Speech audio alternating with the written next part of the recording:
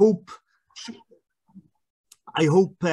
to encompass all the institutions that existed on the site, you know, because it was an incredibly heavily institutionalized area, and the archival records for those institutions, you know, are particularly rich. And maybe some of the documents that I'll be referring to and showing you will give you some sort of a flavor as to what is out there, you know. Even those institutions for which you know, visible signs no longer survive, the North Dublin Union, we have incredible records relating to them, which chronicle the operation of these places over a century and more. So Dermot, perhaps we could have the first slide. Oops.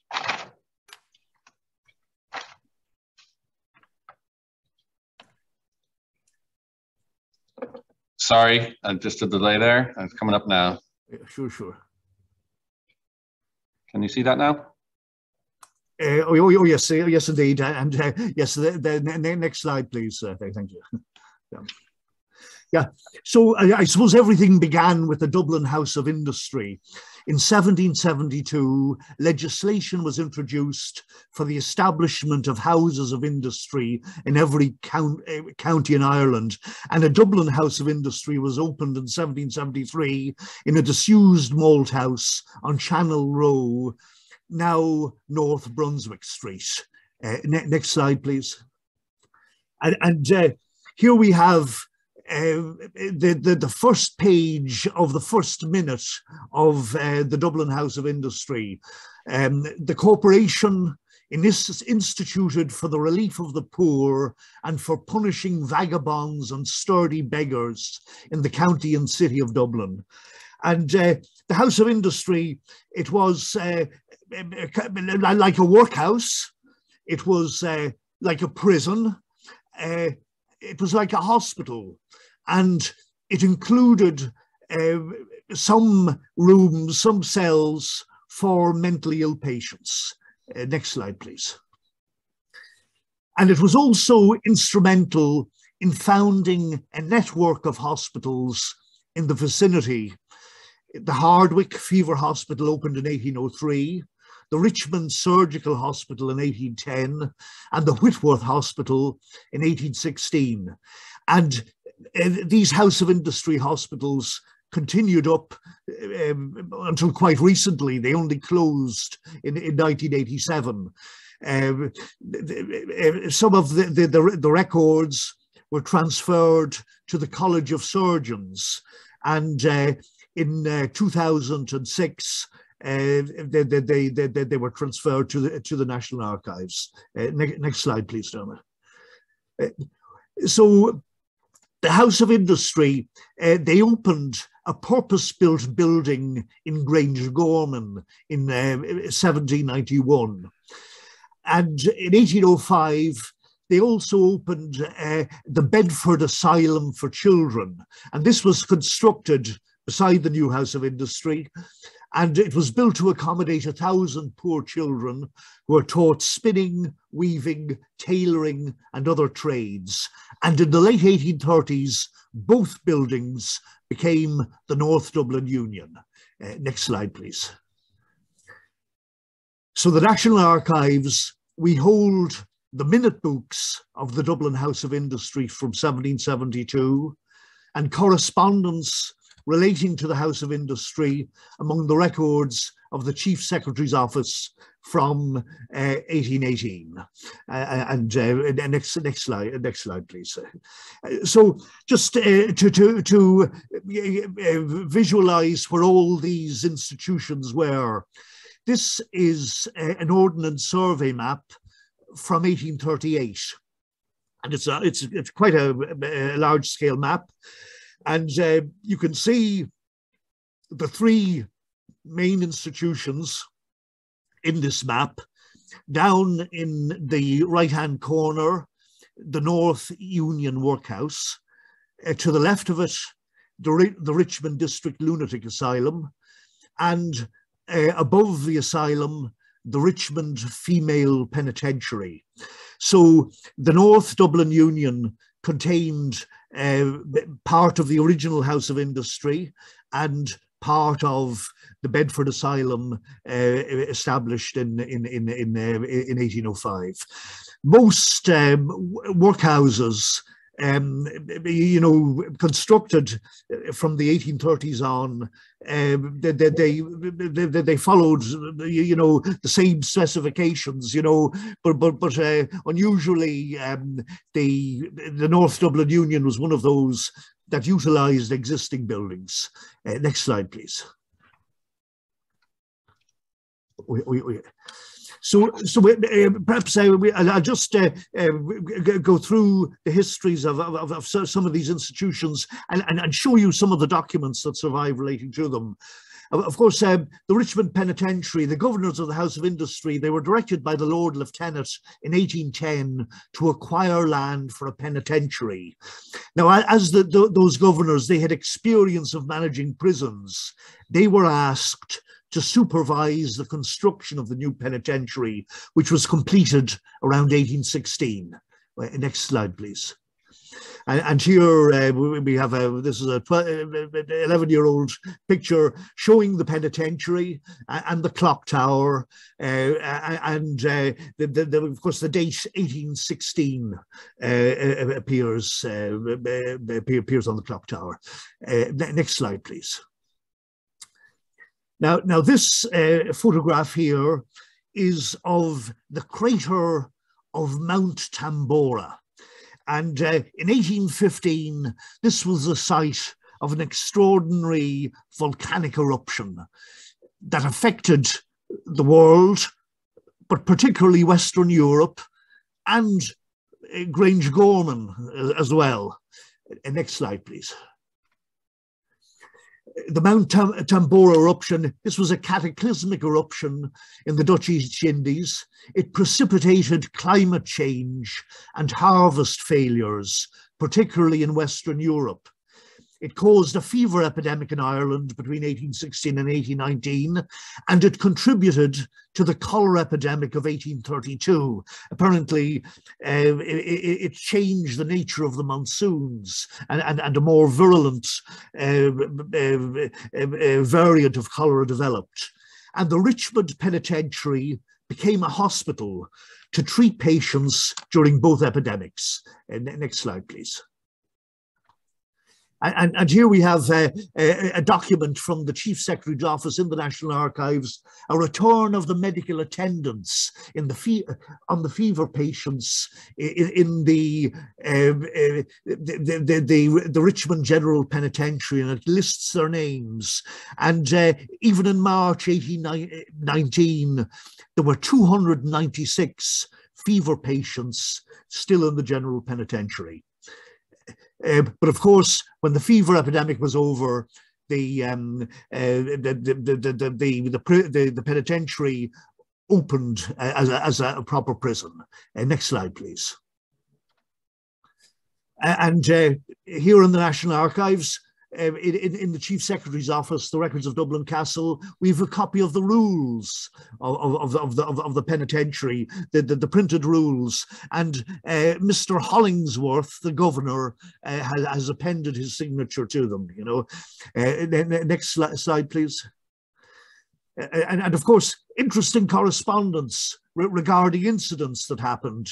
And poor Hollingsworth, he's writing to the Dublin Castle in 1921, and he's sorry to inform you that 8 of the convicts lately sent here from Cork made their escape from this place by cutting through the doors of their cells and getting into the main sewer leading to Brunswick Street last night. The drains from each privy have been, next slide please, left large enough to admit of a man getting through into the main drain and must be immediately built up. I do not find that any blame attaches to the turnkeys, but that the escape is to be fairly imputed to the insecurity of the prison. The police is in full pursuit of the convicts and have already got intelligence respecting them, you know. So again, documentary evidence, you know, of interesting little incidents happening. Next slide, please. And of course, during the cholera epidemic, the penitentiary was used for the treatment of cholera patients, and the nuns from Stanhope Street came up and looked after the patients, and this is a pretty horrifying letter from a market gardener, a man called James Scanlon, and he's writing in to Dublin Castle, and he's complaining that his property is greatly injured by resurrectionists crossing his ground to take subjects from the burial ground at the Richmond General Penitentiary. So what's happening is these resurrectionists, they're grave robbers, they're stealing bodies of people who have died during the epidemic, and they're crossing this man's property and damaging his crops. And obviously James Scanlon, he might have been one of these people, an old resident who saw all these institutions built around him, you know, and you know, is suffering the consequences, you know, in the long term, you know. Next slide, please. Of course, the records sometimes give an insight into more mundane aspects of the day-to-day operation of the prison. This is a bill from Maxwell McMaster of Grafton Street, who winds, repairs and regulates the clock. And so for the year ended the 27th of March, 1837, he sent in a bill of £7, 10 shillings, you know, and accompanying the bill were several letters giving details of various problems he was having in gaining access to the clock, you know. Again, another interesting insight into the day-to-day operation of the prison. Next slide, please. Of course, when the hospital reopened after the cholera epidemic, you know, it was a prison for women in the main, run by women. And in the archives, there's a massive material relating to the administration of the prison and the prisoners themselves. And this is an interesting letter from 1865. Elizabeth McCann is applying for the job, the office of matron of Grangegorman Prison. And she states, "I'm obliged to seek employment in consequence of my husband been killed by an accident while erecting a roof at Kingstown. I'm a native of Dundalk, but have been living in Dublin some years. My father was barrack sergeant in Dundalk under Captain Phillips. Trusting you may take my case into your favourable consideration." You know, so we have documents regarding the staff as well as the inmates. Next slide, please. So what we hold relating to the Richmond Penitentiary: general registers of prisoners, registers of female prisoners committed for drunkenness, registers of vagrants, registers of old offenders for trial, and these cover the period 1831 to 1897. We also have Chief Secretary's Office and General Prisons Board records from 1818, applications for positions in the prison from the 1840s, and things like convict reference files. They're basically memorials from prisoners and their relatives for perhaps having their sentences reduced. So quite a massive material relating to the actual penitentiary itself. Next slide, please.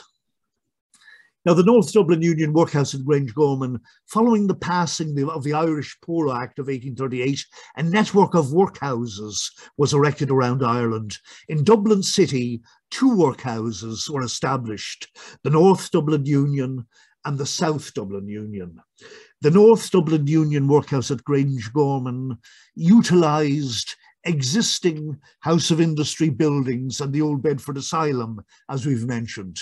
Next slide, please. The North Dublin Union covered an area of 60 square miles. It included the North City, Howth, Blanchardstown, Castleknock, Clontarf, Coolock, Drumcondra, Finglas and Glasnevin, with a population in 1831 of 124,425.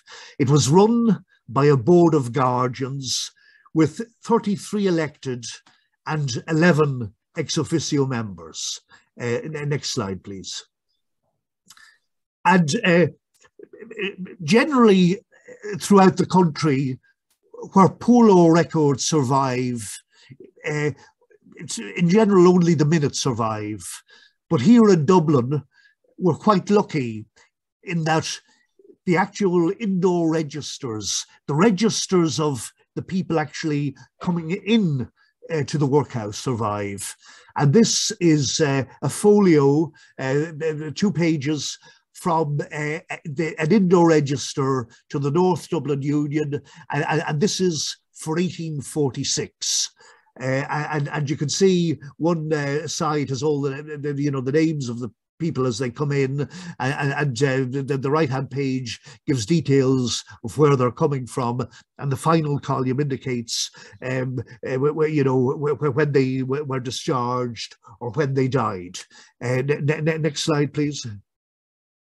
So there is a massive information in these registers, and you can see here, the names of the individuals. Mary Kelly, a female, 9 months, and her mother is already in the workhouse. It gives her mother's number. She's no employment of calling, of course.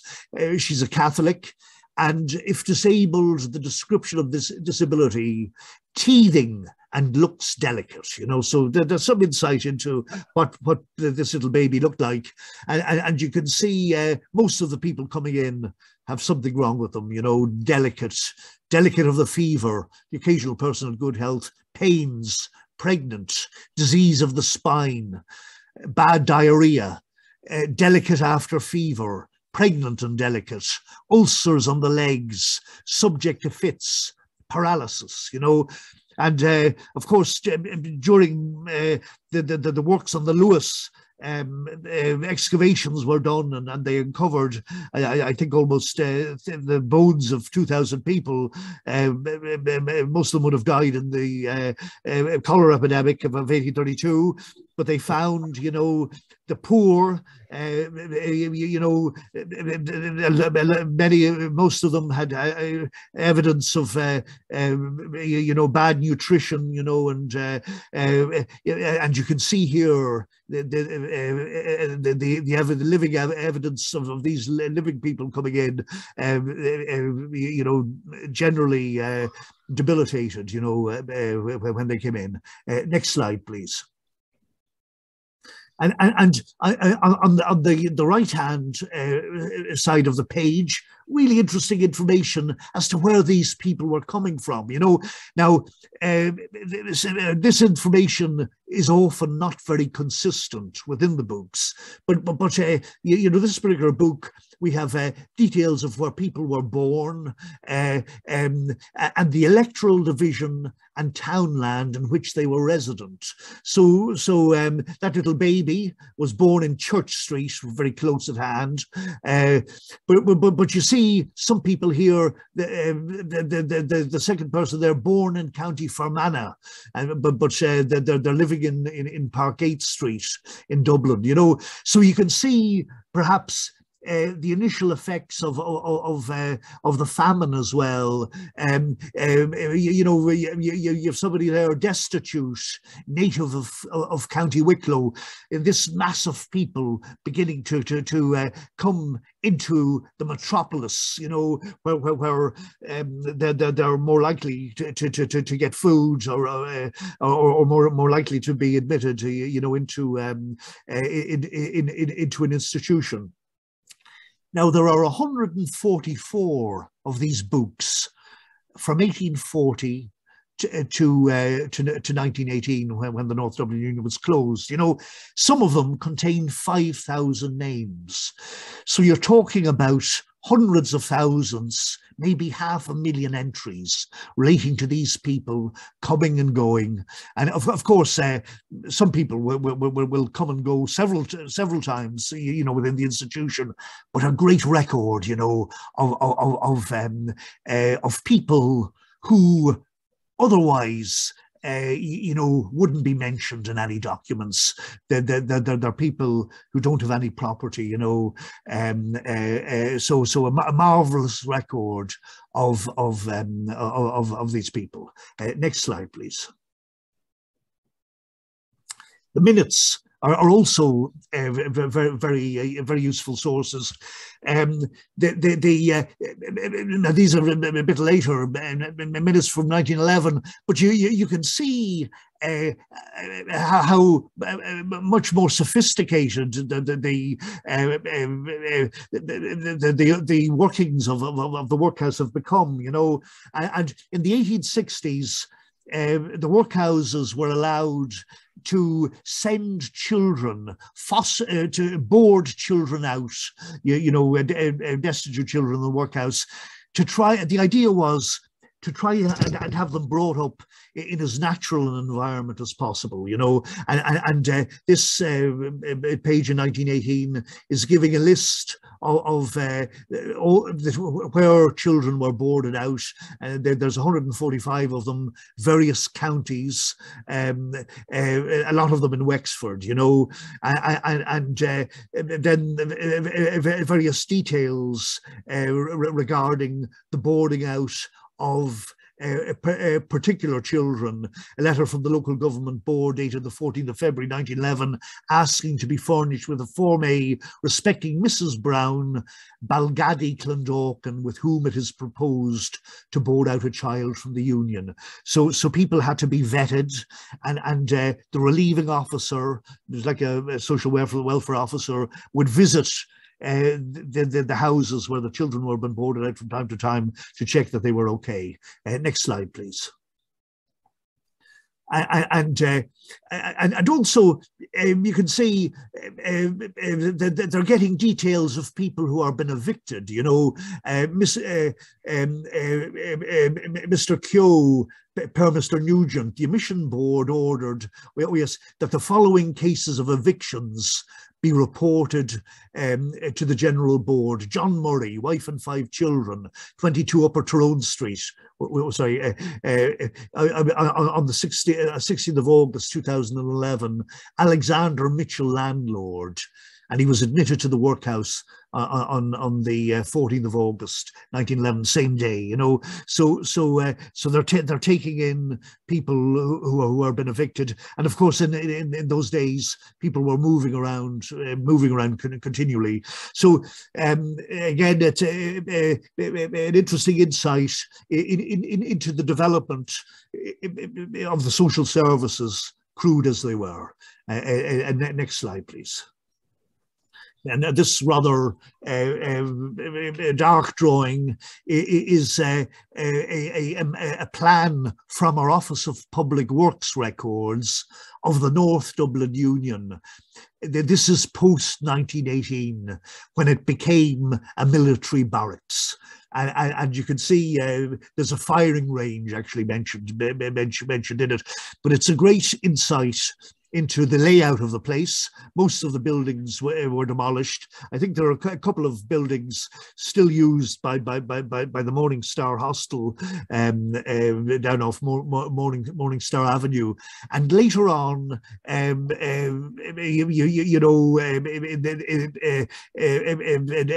decade or so later, it was after 1930, the mental hospital, they acquired some of the building for their patients. But you know, these buildings, you know, they were 18th century buildings in the main, and in pretty bad nick, and they unfortunately were always you know, a problem from the maintenance point of view. Were never really suitable for patients. Next slide, please. So the North Dublin Union Workhouse was closed in 1918 and converted into a military barracks. The inmates were transferred to the South Dublin Union, which became the Dublin Union, and it was renamed St. Kevin's in 1942. And as I mentioned, some of the North Dublin Union buildings were later used by the mental hospital. Next slide, please. So the National Archives hold the minute books of the North Dublin Union, and these registers of admission, the indoor registers are called, from 1840 to 1918.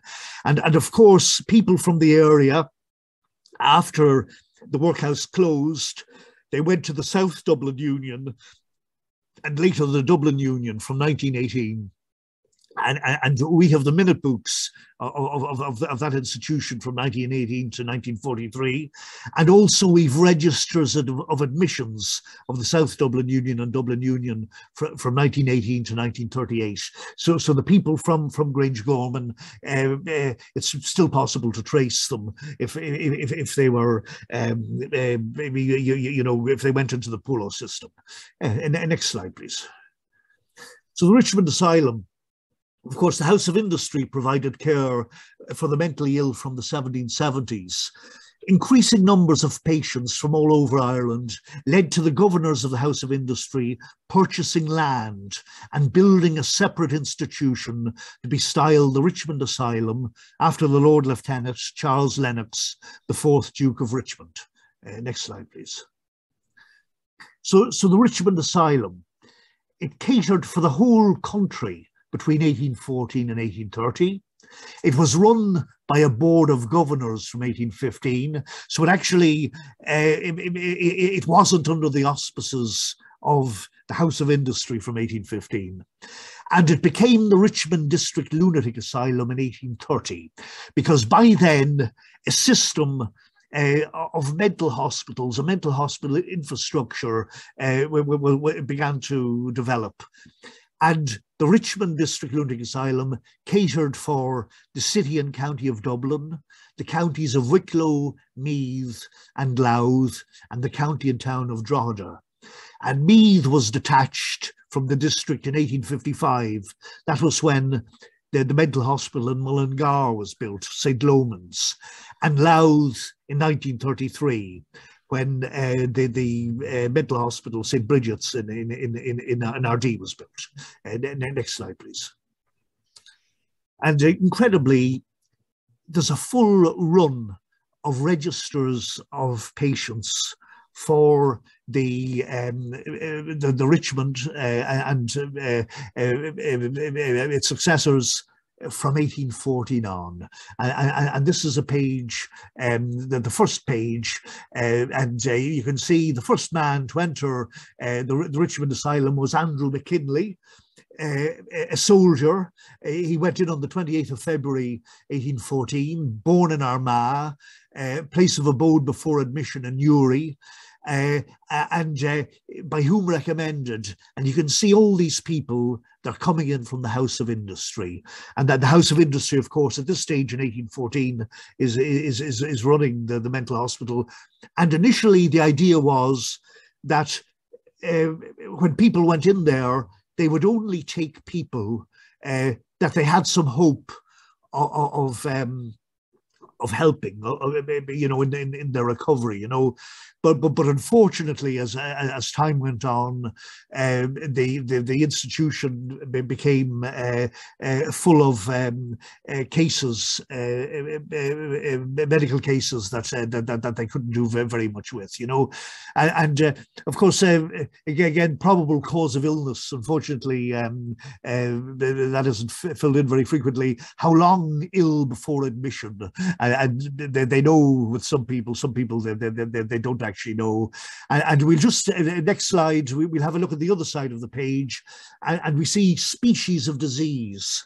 And you know, again, the categories are fairly limited. Mild mania. Everybody else seems to be suffering from mania, except for one person who's idiotic, you know, and also.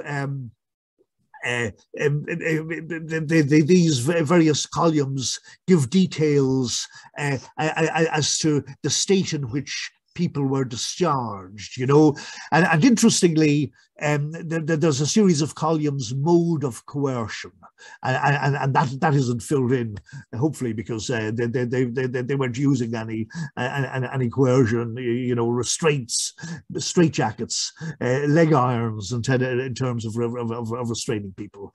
Next slide, please.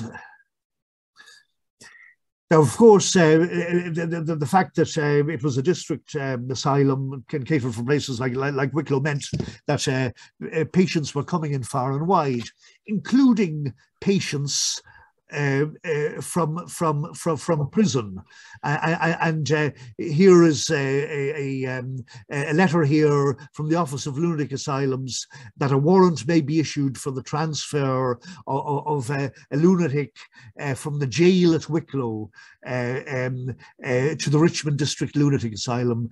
Up to the 1860s, a lot of mentally ill people are ending up in jail. People who try to commit suicide, you know, it's a crime, you know. This particular man, Brian Carty, you know, he ends up in jail. And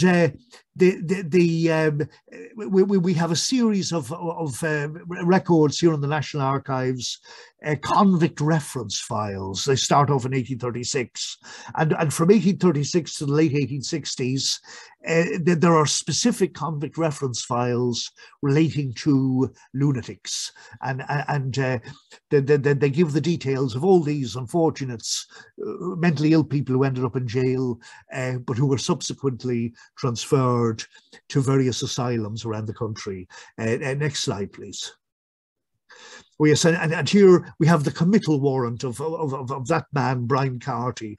On the night of the 19th of February 1857 at Roundwood in the said county of Wicklow, the said Brian Carty threatened to put an end to himself and endeavour to choke himself. You know, so the poor fellow, that's why he ended up in jail. Next slide, please.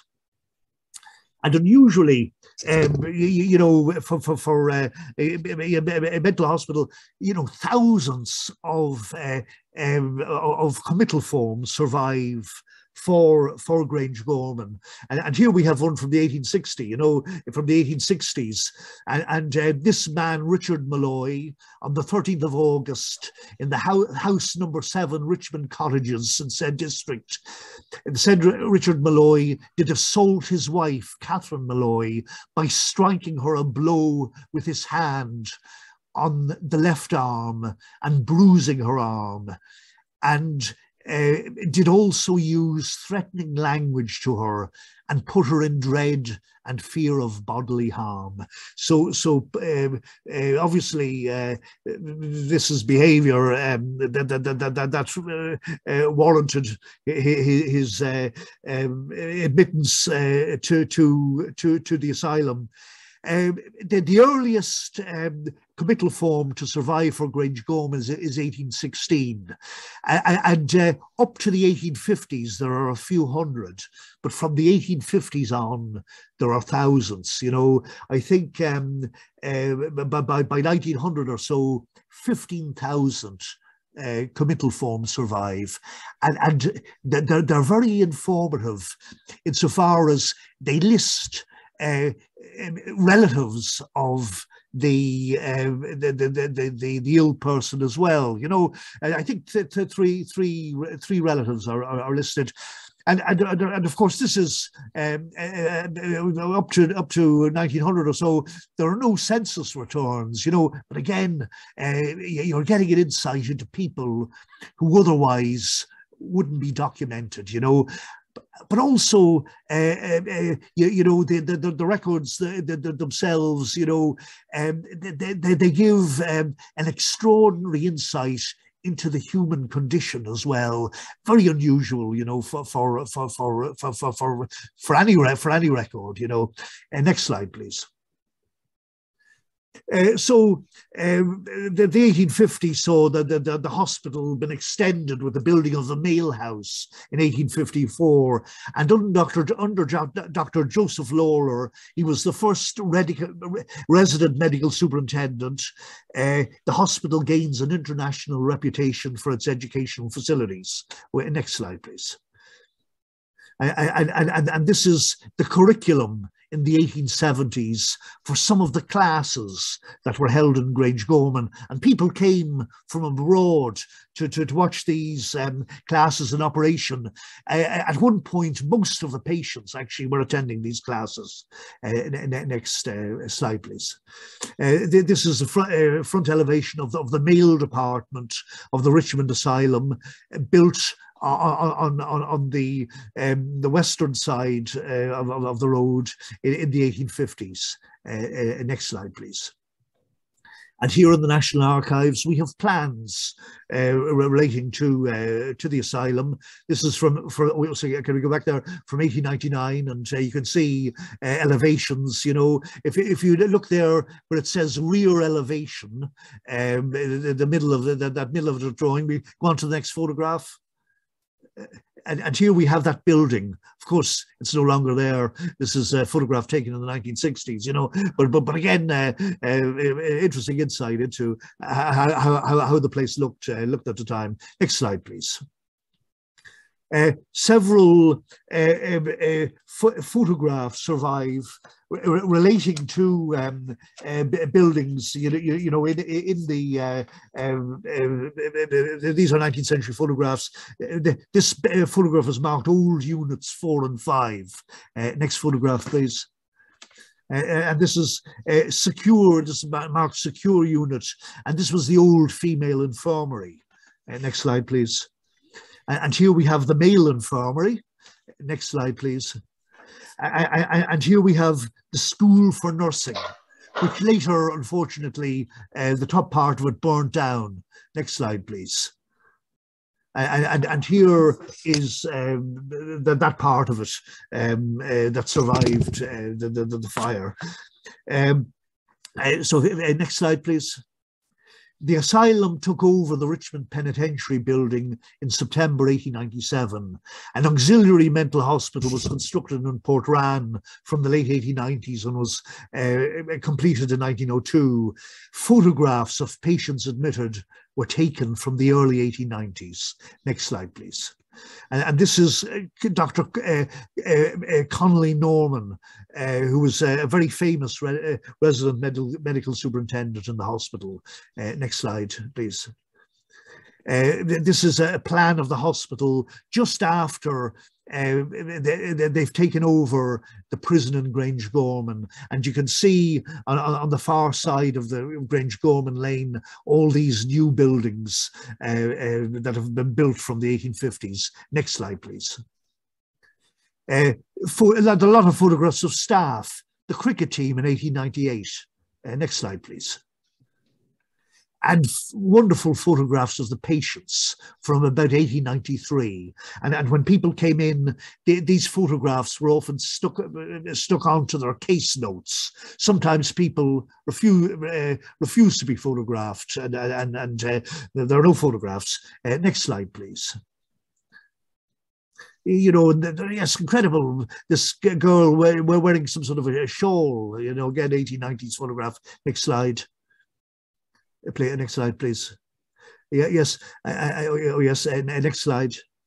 please. Yeah, really, wonderful to see the faces of people, and in the institutions, how it humanizes them, greatly. Next slide, please. And this is a very old lady in her 90s, photographed around 1907. Next slide, please. And many of these patients who were photographed may have ended up in the North Dublin Union workhouse at a later stage. Next slide, please. The next period, you have Richmond War Hospital operating in the hospital between 1916 and 1919, a change of name to Grangegorman Mental Hospital in 21, and various innovations, malarial blood inoculation, insulin therapy, and ECT introduced from the 1920s to the 40s. You have a nurses' home built in 1940, and the closure of Brandon's in 2013. We'll just quickly run through the rest of these slides here. Next slide, please. And again, this is from a handbook of the 1914 handbook for attendance.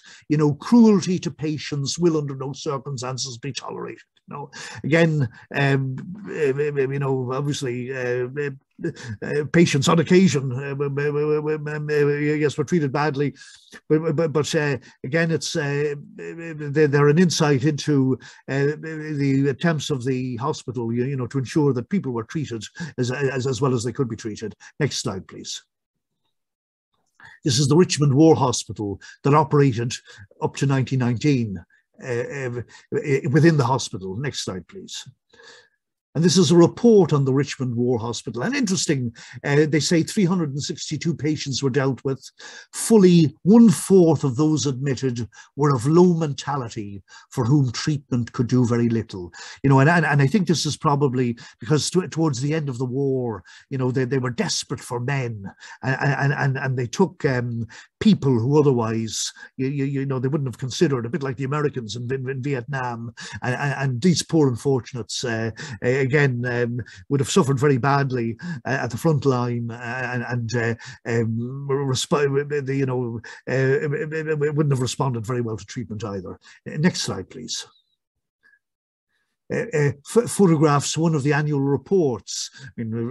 Seems rather luxurious, but an interesting insight in one of the day rooms in the 1920s. Next slide, please.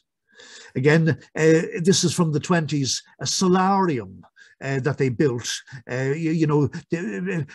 that the patients would benefit from the effects of the sun. Next slide, please. This is Dr. Dunn, the RMS, who introduced malarial treatment for those patients suffering from general paralysis of the insane. And this had a miraculous effect on some patients, and many of them, it was possible to send them home after this treatment. Next slide, please. Again, this looks like somebody getting ECT introduced in the late 40s. Next slide, please. The opening of the nurses' home in 1940. In the background, you can see the records of the North Dublin, the North Dublin Union buildings. Next slide, please. Again, another photograph of the nurses' home. Next slide, please. Nurses in front of the nursing home. Next slide, please. A Nightingale ward within the hospital. Next slide, please. A religious festival in the hospital, the nuns taking part, or the nurses taking part. Next slide, please. A class in the hospital, a training class in the hospital. Next slide, please. Football teams, sport was a big thing among the staff. Next slide, please. There was a dramatic society within within the hospital as well. Next slide, please.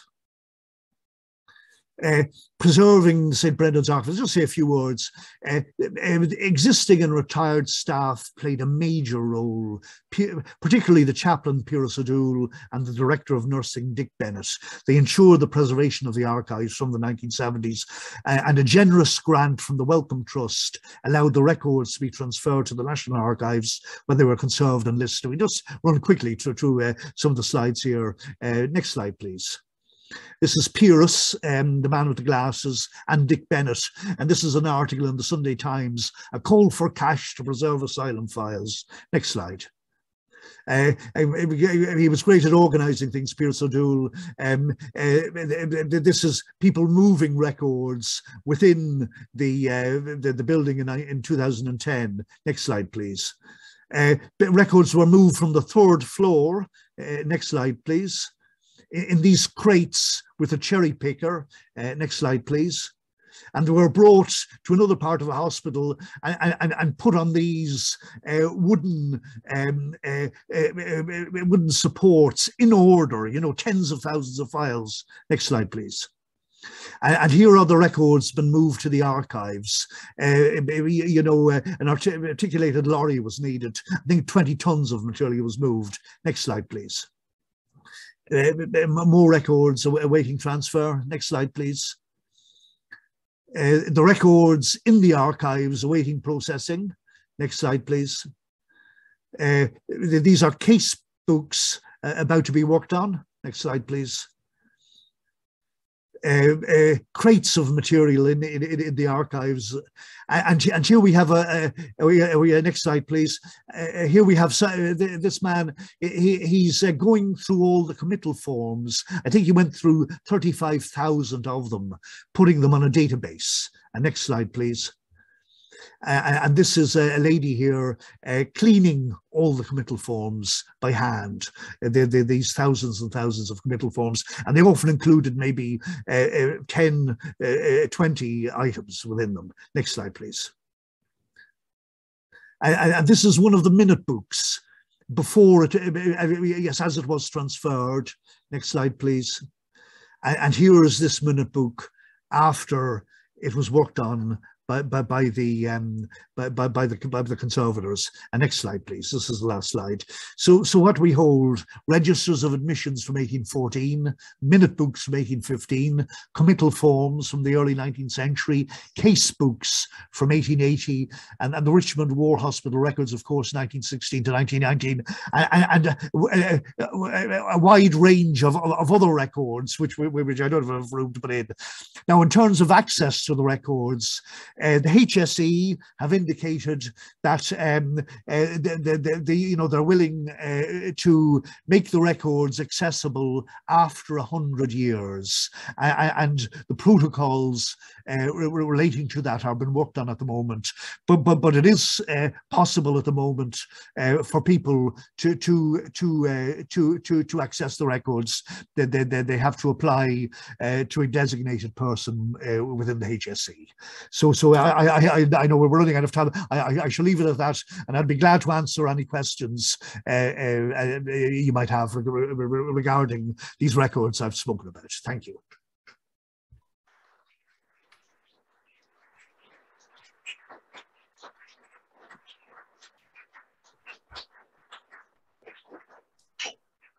Brian, thank you very much for that very insightful account of a sweeping history of this site. It's amazing how much was there. You were telling me earlier that I mean, just the vast amount of material that was essentially left, I guess, that you were able to actually recover and catalog, and to have that as a public resource is just quite an extraordinary thing. So congratulations for actually achieving that. Though I should say, of course, Piers O'Doul and Dick Bennett and their friends, they set up a little archives in the nurses' home for several years, and the GDA and the DIT were incredibly effective in assisting us, you know, as well. So please feel free to put up to use the hand function, the raise your hand function. There's a couple comments coming in the chat here from Denise O'Leary. Really interesting talk. Thank you.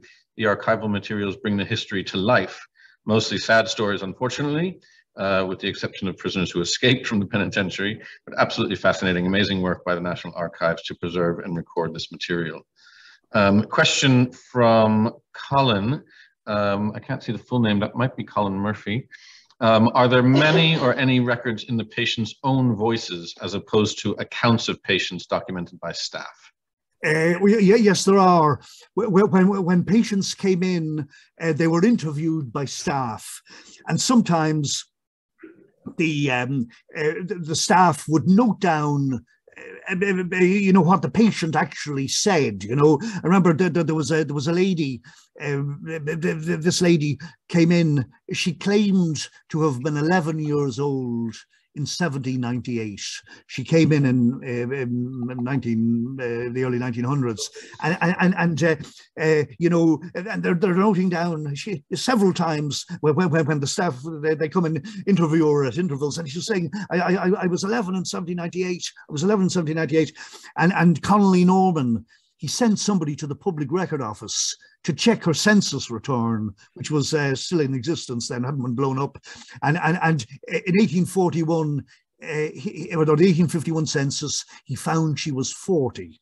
So that meant she was born in 1811. But she would have been 10 years old in 1821.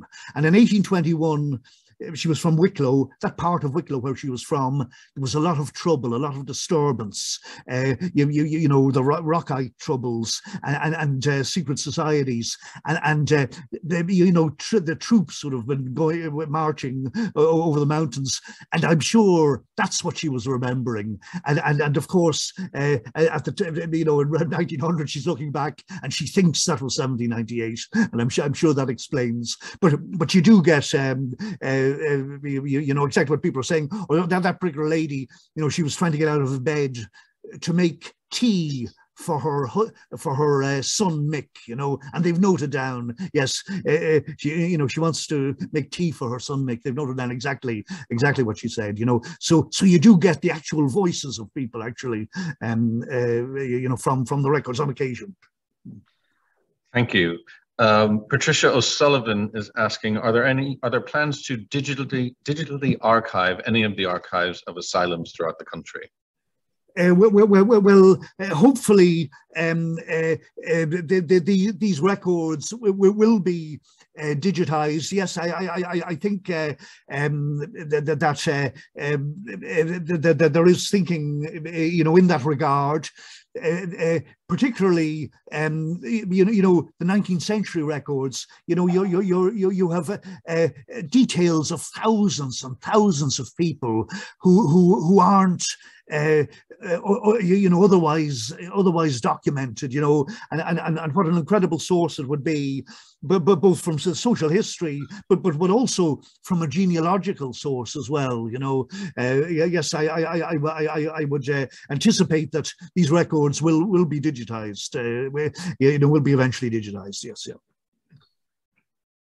Thank you. And Mary Mangan is wondering, well, great talk. Thank you so much. Were there any well-known patients in the 1800s? Gosh, I'm trying to think. Well, of course, there were private asylums, as well as public ones. Maybe people who are more prosperous may have tended towards private asylums, but I'm sure that there are many famous people who went in. I'm afraid the records haven't been examined so thoroughly that they've been identified yet, but I'm sure they're there. I'm sure they're there. There's a couple of related questions here. Mary Mangan is following that up to see if it's possible to see a relation who died there in the 1960s. Is it possible for her to see his record? And also Thomas Lawler wondering, did he understand that it's possible to see a committal form for a former patient of St. Brendan's? Well, now it would depend on. Yes, I'd say yes. If you get, I would advise people, yes, to get on to the HSE themselves. Of course, if it's a relative, you know, what would happen would be the HSE would get onto us here in the archives, and they'd ask us, is there anything relating to a particular patient? We do a search here and send the relevant information, copies of the records, back to the HSE, and the HSE will liaise with the person who made the inquiry. You know. So. Okay, yeah, there's a good bit of interest in that regard. Obviously, people who had relatives or who knew people and wondering whether they can go about pursuing that. Anne is also talking about an uncle of hers who stayed in Grangegorman for a time in the late 40s and early 50s. Nothing was found, and I could appeal. I could appeal to the HSE in Ballymun, but they in turn found nothing. He was definitely in. I presume that's Grangegorman. Yes, he was definitely in Grangegorman, she says, for a number of years, but was discharged and worked at casual labour in England for many years. So she's just wondering, is there any point in contacting the National Archive to see if his records are there now? Well, yes. If she wants to get on to us, we'll see what we can do. Anyway, indeed, yes, yeah. Great. Okay. Very insightful presentation. Excellent capturing of the stories of the archives. Thank you so much. Patricia O'Sullivan is coming back in again, saying she's done some research on St. Fintan's in Killarney, and she's dropped in the link to the website of stfintanshospital.com there for anyone who wants to pursue that idea. Okay, I'm just going to double check to see if anyone has any more hands up. It's not looking that way.